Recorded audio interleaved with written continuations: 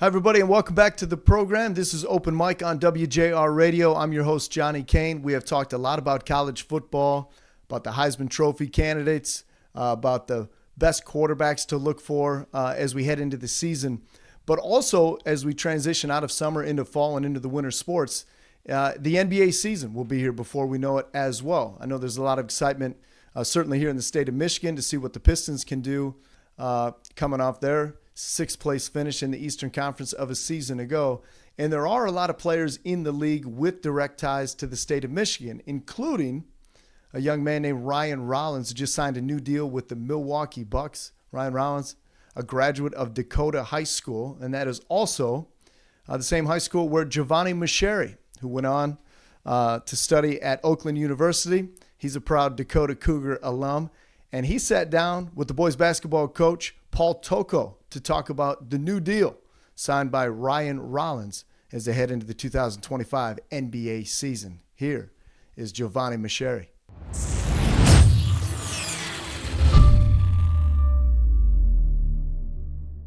My name is Giovanni Cherri, and we got huge news coming out of the Macomb area, specifically as it relates to Dakota High School.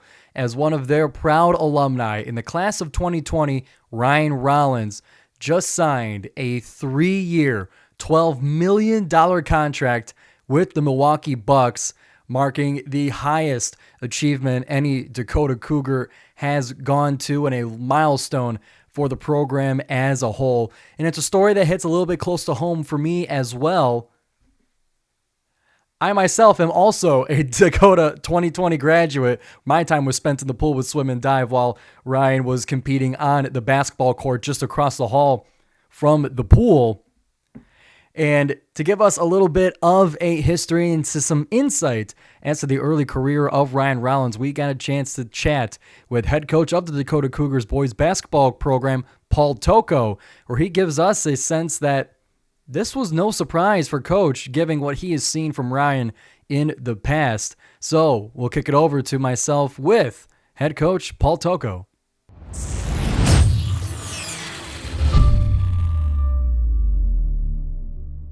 Coach, this is huge news for the program. When you saw the news that Ryan Rollins, one of your star pupils, signed a 3-year, $12 million contract with the Milwaukee Bucks, what was your reaction? It's the initial reaction, obviously very happy for the family, very happy for Ryan. But we knew this was coming because he obviously puts in the work all the time. When he's home, he's over, he's either at Dakota or he's at my gym, the Compound Athletics. And you can just tell that he wants it. He's a determined kid, and he's gotten some breaks in the last couple of years and got an opportunity to play. And, signing that contract was obviously a big deal for him. But we saw this coming as a coaching staff, as our family, his friends, and we knew this was inevitable at some point. But we're very happy for him to obviously be able to sign that deal. And then going back to his freshman year, so I'll let people behind the curtain here. I was a classmate of Ryan's, and I remember hearing around in the hallway that Moneyball Ryan is one of the few freshmen to start on Dakota's varsity team. So back to his freshman year, what did you see right away that made him stood out, that kind of gave you this projection of success? Well, he's been around our program since middle school. He started playing with the varsity as a freshman, and he unfortunately went through some injuries. He probably would have contributed a whole lot more as a freshman. We did have a very talented team that year, but you could just see it in him right away as a youngster, watching him play, probably since he was 10 or 11 years old. He had it, and obviously he grew and matured and worked on his body, but we could just tell right away he was going to be a very good player. And obviously, it's been quite a few years now. Obviously, what's he been gone now? What was that, 2014 he'd have been a freshman? No, 2015, right around in there. Yeah. And he's grown and matured, obviously, into an NBA basketball player. But initially, we just he had a lot of things going for him at that age. A left hand that you don't see a whole lot at that age. He he thought through the game. He was very intellectually smart on the court, and you can see that when you've been coaching basketball as long as I have. You can just kind of tell when someone's got that kind of. It's a different game than you see out of most kids. And then kind of describe it to me, like from your perspective on the court, like during practice and during games, like what kind of a player was Ryan back then? Was he kind of like the vocal leader? Was he lead by example? Kind of what was it like, watching him so closely? Oh, he was quiet. He wasn't necessarily very vocal. When hang out with my son or other kids on the team, he would laugh and have a good time. But he wasn't real vocal back then.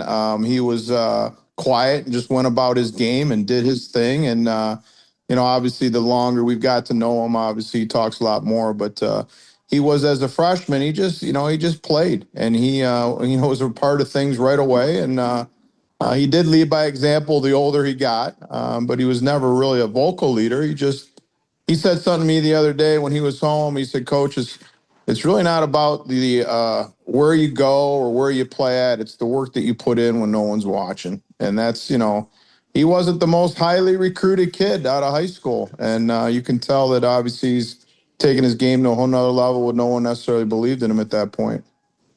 So then in that case, like, does he kind of come around the program often whenever he comes home? Does he ever speak to now the current teams? I'm curious of his like alumni involvement nowadays. Yeah, he was at Dakota a couple months back, and he talked with one of our better players and just had a conversation with him. And then he comes over to the Compound Athletics place that I own, and he works out over there with his trainer, and he stays around our program. So we're happy to have him. We're basically hoping that he can.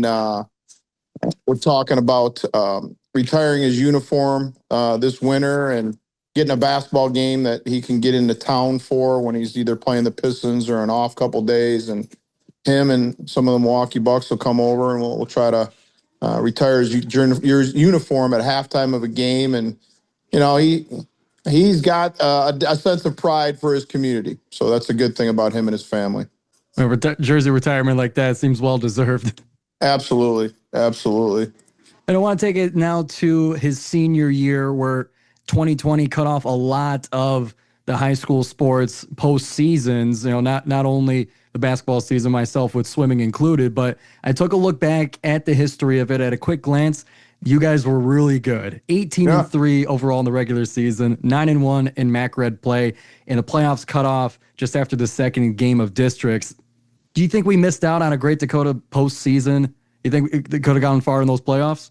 Absolutely. It was one of the better teams we ever had at Dakota. Our starting five was as good as anybody, and just based on the results of playing some of the best teams in the state of Michigan that season, we won games and we were in almost every game. And we were all devastated when COVID hit and those boys didn't get an opportunity to play, because I've been coaching a long time, and that was a team that could have made some noise in the tournament. So, it was a tough way to go that year, but it was the same thing for everybody. So it was difficult that it was Ryan's senior year. But with that, he still made some noise beyond the walls of Dakota into Toledo, first team All MAC, and then up into the NBA. Now with that 3-year, $12 million contract with the Milwaukee Bucks, we got a whole lot of Ryan Rollins left to watch in his NBA career. And Coach Toko, I want to thank you again for joining me today. Absolutely. Thanks for having me. I appreciate it.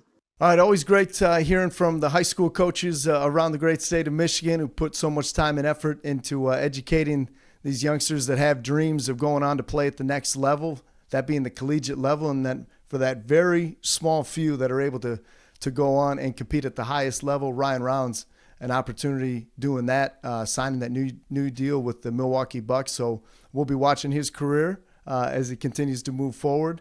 And obviously, we don't want the Milwaukee Bucks to have too much success in the Eastern Conference this year, but certainly rooting for all his success moving forward.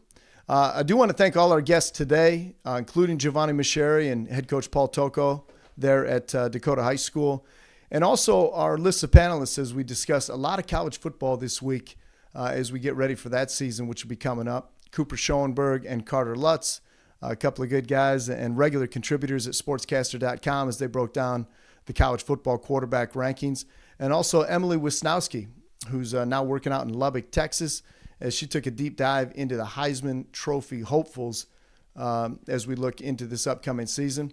And Gabe Loper, another regular contributor at SportsCaster.com. He's a student at Wayne State University. As we talked about the shift, the ever-changing landscape in college football, but the shift for the ACC conference to shift a lot of their games being played from Saturdays to Friday nights, which will contend with high school football. So a lot of things always afoot, and we do our best to try to keep you abreast of all the things that are happening and that are about to happen, in particular on the college football landscape this week. We will look forward to seeing you again a week from tonight. Again, our show, Open Mic, airs every Wednesday night from 8 to 9 here on WJR Radio. We always appreciate you guys tuning in and making the time to tune in. So until next time, I'm your host, Johnny Kane, and we will see you a week from today.